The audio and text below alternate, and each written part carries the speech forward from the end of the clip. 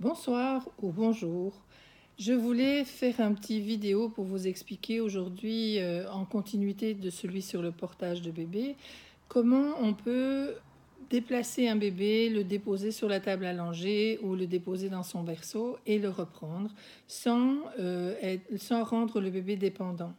Donc comme je vous disais l'autre fois, quand on prend un bébé sous la tête, vraiment avec un support important, quand on le dépose comme ça et qu'on vient le coucher, ce qui se passe, c'est que le bébé ne sent pas du tout le mouvement, il ne participe pas au mouvement. Donc on peut trouver d'autres possibilités pour amener le bébé de nos bras, par exemple, comme ça, ou dans l'autre sens, peu importe.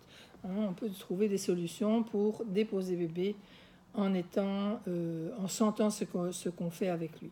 Par exemple, quand je l'ai dans les bras comme ça et que je veux le déposer sur la table à langer, je peux le prendre dans sa base. Je vais vraiment mettre ma main en pince, un peu comme je vous ai montré l'autre fois. Donc, je mets ma main en pince comme ça. Il est contre moi. Je vais le faire ça. Je mets une main en dessous de son bras ou carrément sous le bras, tout à fait. Mais en dessous de son bras, ici, dans ce cas-ci, c'est mieux pour le déposer. Et je vais aller le déposer sur le côté, complètement sur le côté. Voilà, donc vous voyez, bébé est vraiment couché sur son bras. Et puis, au moment où il est là, je vais là lui suggérer de se mettre sur le dos. Alors je dis lui suggérer parce qu'en fait, dans ma main, je lui dis, quand tu veux, tu peux le faire tout seul. Et évidemment, un tout nouveau-né ne le fera pas tout seul, mais très rapidement, un bébé peut faire ça en participant au mouvement. Ça ne veut pas dire qu'il va tout faire, mais une partie en tout cas. Donc voilà, je vais vous le montrer sous un autre angle pour que vous voyez mieux. Donc quand le bébé est dans mes bras, je le prends comme ceci. Et alors je vais faire avec l'autre main, comme ça vous verrez encore mieux. Voilà, je vais mettre la main sous son bras et je vais le déposer sur le côté, comme ça. Et puis je l'invite à se mettre sur le dos en lui disant, quand tu veux, tu peux le faire tout seul. Quand le bébé est couché, parfois il m'arrive d'avoir besoin de déboutonner son pyjama dans le dos, des choses comme ça. Et à ce moment-là, ce que je vais faire, c'est que je vais prendre le bébé avec de nouveau cette pince que je fais avec ma main, une main sur son sacrum, les doigts sur le sacrum, le pouce ici devant. Je vais inviter bébé à tourner. Donc je vais lui dire, vas-y bébé, quand tu veux, tu peux le faire tout seul. Donc vous voyez ma main qui est bien accompagnante en arrière. Et le bébé se retrouve, je le bouge un petit peu, comme ceci, en général, avec un bras coincé sous son corps. Et la plupart du temps, on va faire ça, on va aller chercher sa main et on va la mettre là. Bon, un vrai bébé, il va tourner sa tête un petit peu. Ce qui fait que quand on prend le bras du bébé, qu'on le retire comme ça, il ne sent pas du tout quel mouvement faire le jour où il va le faire par lui-même.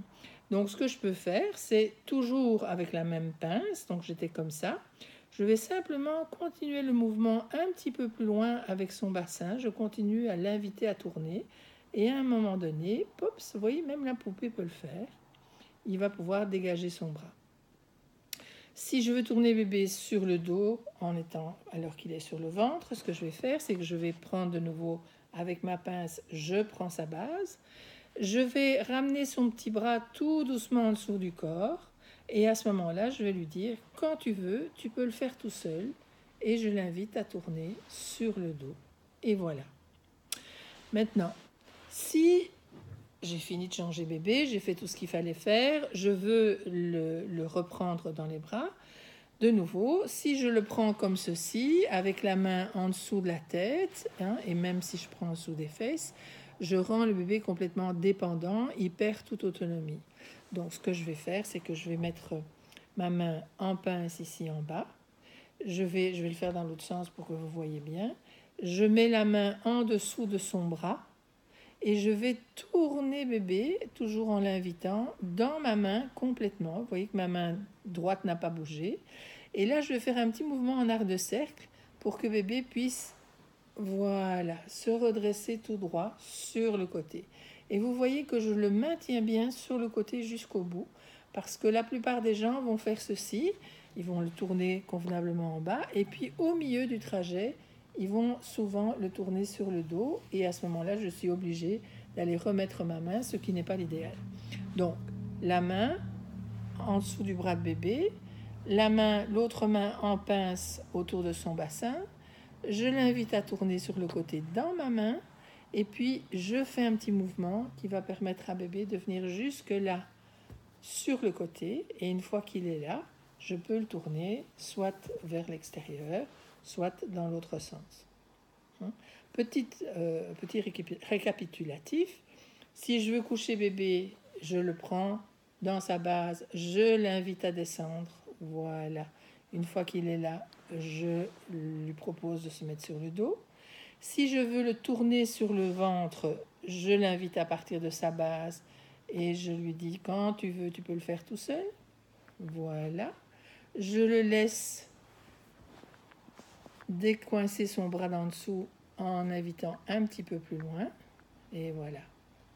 Et si je veux ramener bébé sur le dos, je vais remettre ma main en pince dans sa base, ramener son bras ici tout doucement en dessous de lui et l'inviter à tourner tout doucement sur le dos, toujours en lui disant quand tu veux, tu peux le faire tout seul.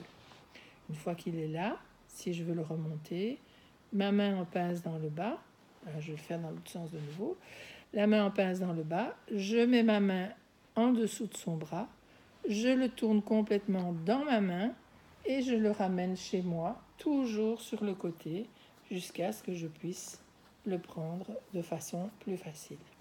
Après ça, vous allez avoir plus d'habileté, ce sera beaucoup plus facile de le faire, donc vous n'aurez pas besoin de faire tous ces petits gestes en plus. Donc voilà, une belle expérience à faire avec votre bébé pour le rendre plus autonome, en tout cas lui permettre d'expérimenter cette autonomie sans vouloir qu'il soit autonome plus vite que la musique, mais simplement qu'il puisse sentir quel mouvement faire quand il va devoir se retourner tout seul, etc. Il aura déjà senti quels sont les mouvements les plus justes. Alors je vous souhaite une bonne expérimentation, une belle journée ou une belle soirée et je vous dis à bientôt. Dominique, sage-femme.